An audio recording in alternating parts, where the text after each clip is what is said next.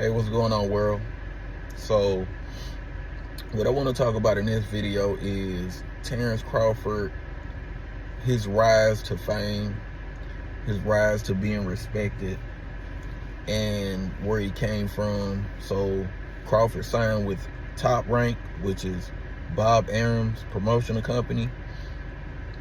And at the same time, while he was signed with Top Rank, they already had a cash cow that was a household name, especially in boxing circles all around the world, Manny Pacquiao, who had a whole country behind him. He was a tremendous fighter, Hall of Famer, one of the GOATs.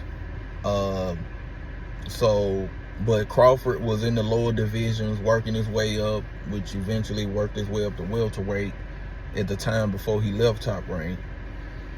So Crawford goes to Top Rank 2011. Manny Pacquiao went to Top Rank in 2005. So he was already there. Crawford shows up, and around this time, I think also is, well, we're talking about in retrospect now, but Tim Bradley tells a story about how he met Terrence Crawford. He met Terrence Crawford as somebody who was just sent in to spar. He was training for a fight, and they sent Terrence Crawford in, who had very little pro experience.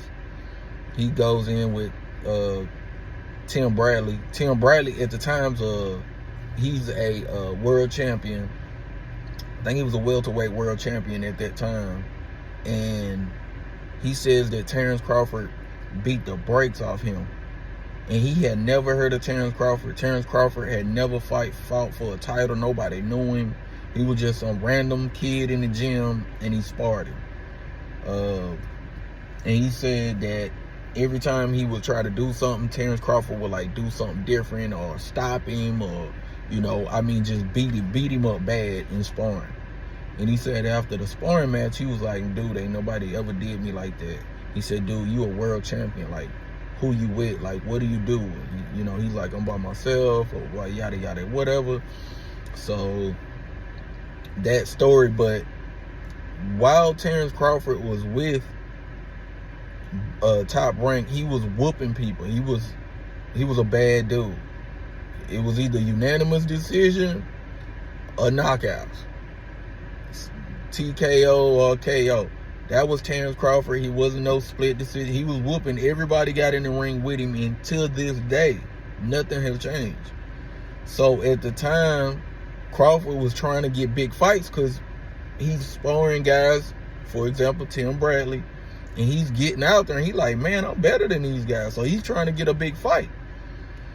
But when you think about it, one of the biggest fights that could be made, and he was with him, was Manny Pacquiao, and they never gave him an opportunity to fight Manny Pacquiao, even though Crawford felt like he could beat Manny Pacquiao. Bob Arum was saying that Crawford wasn't marketable. He didn't have a strong fan base. Nobody knew him, yada, yada, yada. Making up excuses to hold on to his cash cow. But Crawford stayed patient. He eventually left Top Rank, and that's when things took off for him. Because after that, that's when he ended up getting a Sean Porter fight. Then he fought Spence. Then he fought Madrimov. Then he recently fought Canelo. But if nothing else, that's a great story about somebody who was, always felt undervalued, but always had the nuggets from different people that was telling him, dude, you great. You're going to be a champ. Dude, you better than these other guys, man. I'm telling you, I fought them, I've sparred them, you better than them. But the promotion or the leaders of the company he was with, which was Top Rank, was telling him, oh, no, you still got to wait, you're not ready, you got to put in more work, you got to, all because they don't want to give him an opportunity because he's going to steal the shine from their cash cow, which at the time was Manny Pacquiao.